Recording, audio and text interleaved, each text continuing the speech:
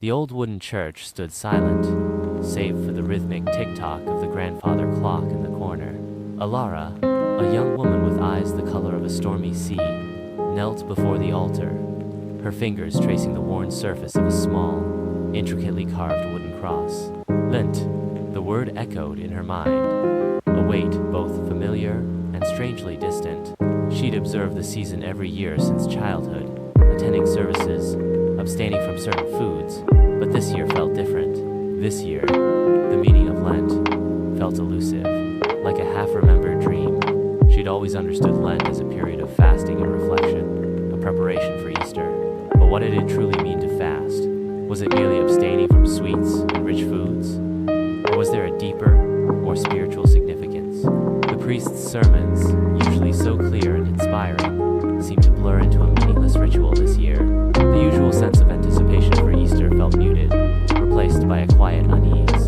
That afternoon, Alara visited her grandmother, a woman whose faith was as deep and unwavering as the roots of an ancient oak. Grandma Rose sat by the window, sunlight painting dust motes dancing in the air. Alara shared her doubts, her frustration at the seeming emptiness of the Lenten season. Grandma Rose listened patiently, her wrinkled hands clasped in her lap. Lent isn't just about what we give up, dear, Grandma Rose said, her voice soft but firm. It's about what we gain. It's about making space in our hearts and minds for something greater. Think of it as clearing away the weeds so that the seeds of faith can grow. She pointed to the small garden outside, where vibrant tulips pushed their way through the newly thawed earth. We prune and prepare the soil so that new life can bloom. Alara considered her grandmother's words.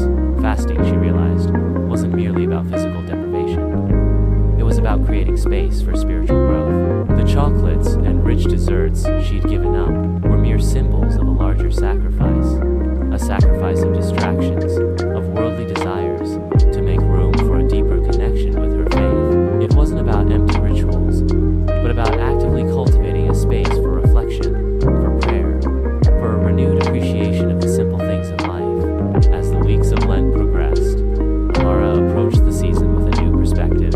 She spent more time in prayer, reading scripture, and volunteering at a local soup kitchen. She found joy in simple acts of kindness, in helping others, and in the quiet moments of reflection. The way she'd felt at the beginning of Lent gradually lifted, replaced by a sense of peace and understanding. She discovered that the true meaning of Lent wasn't found in the absence of certain things, but in the presence of something far greater, a renewed connection with her faith, a deeper understanding of herself, and a profound appreciation for the gift of